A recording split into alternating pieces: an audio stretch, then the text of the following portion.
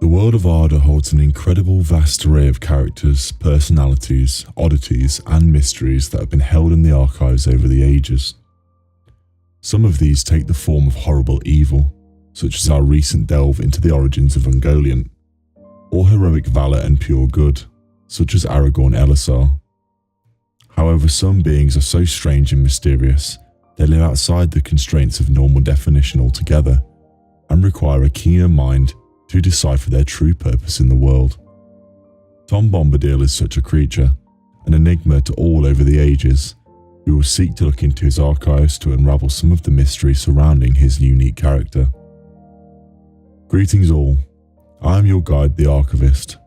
Today I'm going to cover Tom Bombadil, his unusual and strange origins, what part he's played in the world, and what he truly might be. What do we know? From what we know, Tom Bombadil has always been around for much of the history of the world, dating back as far as before the first age of men. He has persevered in the histories for untold generations, having made appearances in various different works in small or larger capacities. He's even more of a mystery to those who have only seen the movie reworks of The Hobbit and The Lord of the Rings, as despite having a part to play with Frodo and the Fellowship, he doesn't actually appear in the movies at all. It is said that Tom Bombadil has existed for much of the histories of the world, residing in the Third Age in the valley of Withywindle in the Old Forest Depths, east of Buckland, near to the dangerous and often avoided Barrow Downs, where the Barrow Wights had been stationed centuries before by the Witch King himself. Whilst his domain is of a modest size, he seems to have strange and incredibly unique powers over the land around him, potentially showing some of his origins to be of Ainur origin, which has often been touched upon in theory. He lives in a little house in the dingle of the old forest by the river, together with his wife Goldberry, the daughter of the river. The origins of Tom Bombadil have been a mystery to readers for decades, as there are very little clear writings of his true origins. However, he does personally state that he already existed before the Dark Lord came to Arda, which would make him incredibly ancient as a result. If this is the case, he was either alive before the coming of the Valar, during the Songs of the World, or if he was referring to Melkor's return to the world, he would still be incredibly ancient, always considered to be the first living creature to inhabit Middle-earth. In The Lord of the Rings, Tom states, "Eldest, that's what I am." Tom remembers the first raindrop and the first acorn. He knew the dark under the stars when it was fearless, before the Dark Lord came from outside. This gives credence to the idea that he is potentially very old and very powerful. Appearance and personality. The being known as Tom Bombadil presents as an old man, at least to the eyes of the hobbits, with bright blue eyes, a ruddy wrinkled face that has been weathered for many generations, and a big brown bushy beard. Whilst he was considered to be taller than a hobbit, he was far too short to be considered a man, and remained in the limbo between the races, at around the height of around 4.5 to 5 feet in stature. His clothes were a blue jacket and yellow boots during his meeting with the hobbits, and he wore an old battered hat, which he seemed to defer a lot of respect to, with a feather attached. It was said he preferred a swan feather, but before he encountered the company during The Lord of the Rings on the banks of the Withywindle, he had instead displayed a kingfisher feather in his hat instead. The significance of this is unclear, but it likely seems to hold great importance to him personally. This is also signified by when he is inside his own home, he wears a crown of autumn leaves, which may give a hint of his potential stature in terms of power of importance in regards to the world, which has never been revealed fully to those looking into the histories. Elrond calls Bombadil a strange creature, which may be the perfect summary of his personality. He is joyful and carefree, and seems very disinterested with the passing of time or the small perils of mortals, seeming to have a much more broad outlook on the changes of the world. Despite his likely immense age, he is witty and spry, bouncing with energy, and seems happy and unconcerned at most times. He often refers to himself in the third person, seeming to write a narrative about himself as he lives it, and in his songs he describes himself as bright blue his jacket is, and his boots are yellow. Despite his seeming knowledge about the potential power and importance of the One Ring when he becomes involved with the Fellowship, he does not seem overly bothered or concerned about it.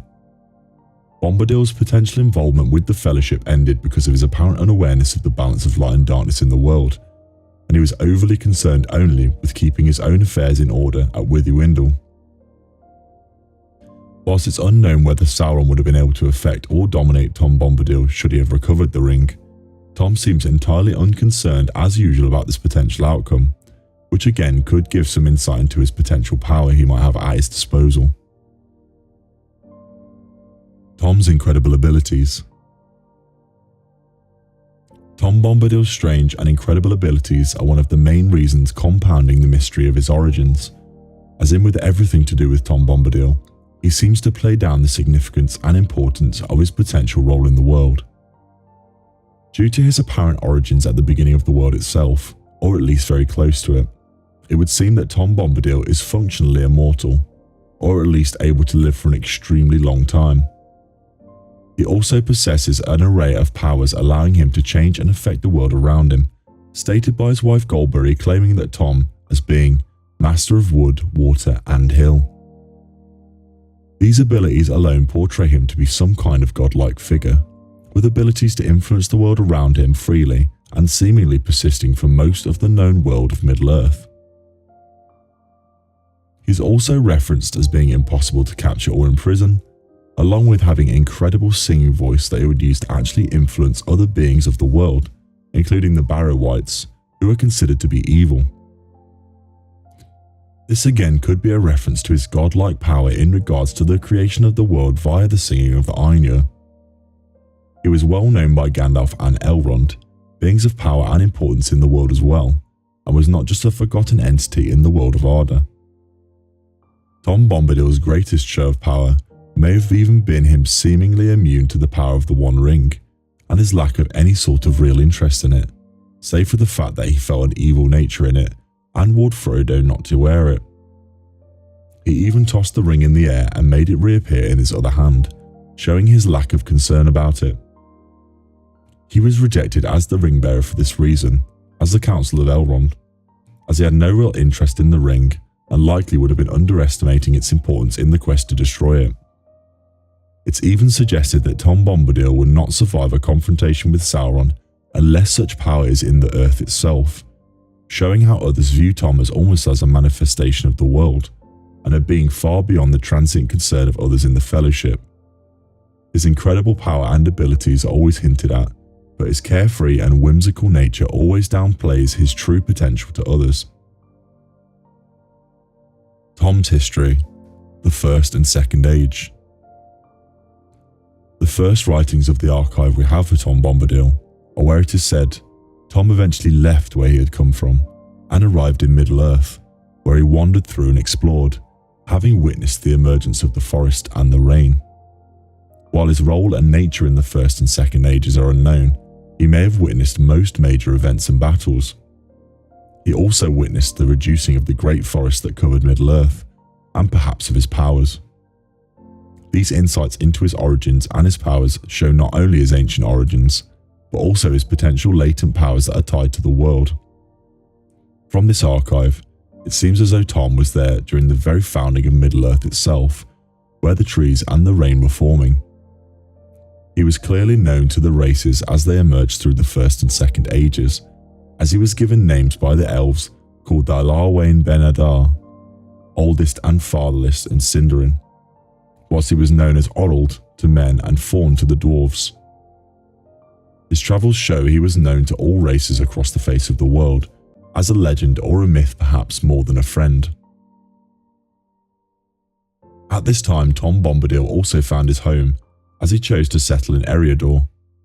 He took a journey along the Withywindle, where he encountered his soon-to-be wife Goldberry, among some other inhabitants of the forest, Old Man Willow and the Badger folk, who tried to capture him.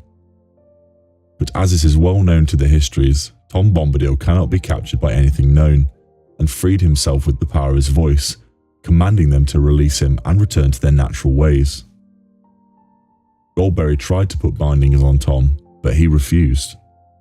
However, the next day he returned to her, asking for them to be wed, and all the creatures of the forest witnessed the joining, perhaps solidifying Tom's relationship and connection to the forest and the world beyond as a result.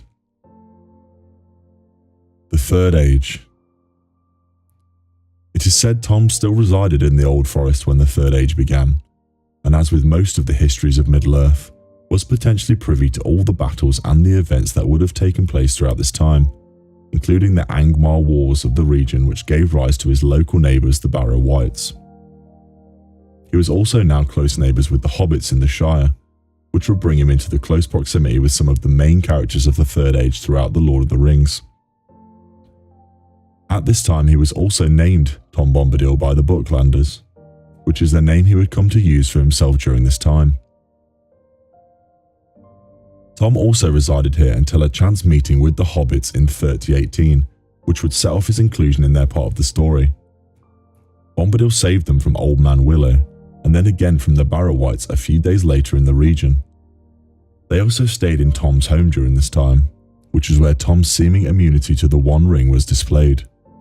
He even put the ring on, but it did not make him disappear, and his lack of concern surrounding it played on the mind of Frodo for some time. Frodo was so concerned he put the ring on to test whether or not it was truly the one he'd given him, but Tom claimed he could see Frodo even with the ring on, which is a claim which really could set Tom apart from other mortals in a considerable way.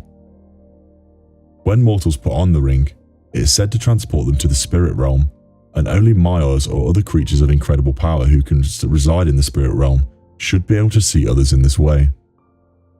This would suggest that Tom is in fact a being with powers well beyond that of mortals, and another very interesting caveat to his character. Once Tom had once again saved the Hobbits, he took them to the edge of his lands and sent them on their way. Tom would be discussed by the Council of Elrond later, but not further involved with the Fellowship due to the belief he was simply had no real interest in the ring, and would not be able to sequester the ring in his realm for long without Sauron bending all of his power for its recovery either. The Fourth Age. Beyond the ultimate destruction of the One Ring, not many entries into the archives are made for Tom Bombadil. It is said that Gandalf spent some time with Tom Bombadil, if only to truly try to presume his origins and purpose in the lands. It's actually unknown what the meeting eventually involved or who it involved, but it seems likely that Gandalf wanted to find out more about Tom and perhaps what he truly was. Frodo asks after Tom Bombadil to Gandalf at this time, and Gandalf responds, as well as ever, quite untroubled and not much interested in anything we have done or seen. His true origin and purpose. So with all this in mind from the archives, what can we surmise about Tom Bombadil's true nature and purpose? Readers over the decades are still not entirely sure what or who he is, but it's clear that his powers are well beyond the world of the mortal realm. Being able to see into the spirit realm and having power over people and the land itself inside his realm to a large degree. Tolkien himself even said little about his character, saying that a little mystery in the tale is always worthwhile. The most likely and accepted theory that has been put together by readers, and the one that makes the most sense from our personal analysis of the archives, is that Tom Bombadil is one of the Ainur, or one of the angelic beings that shaped the earth at the beginning. This would make considerable sense considering his powers, and his ability to shape and influence the world of mortals, along with his persistence since the beginning of the known time in Middle-earth. This would also make sense considering his powerful voice, which the Ainur used to shape the world in the very beginning as well, and his powers do seem to be on the level of someone like Sauron, a powerful Maiar, or even beyond, with his apparent lack of concern over the One Ring of Sauron's creation. Others believe Bombadil to be an evil creature in disguise due to his lack of concern with the fate of the world, but it's more likely he is simply a being of such vast presence over time. The years mean little to the grand scale of his being within the world of Arda. And so I have now covered the content for this video, but if there's anything that has been missed, please share them in the comments down below. If you enjoyed this content, please remember to like the subscribe and like Waystones down below. Now Na luig van advan. Until we meet again.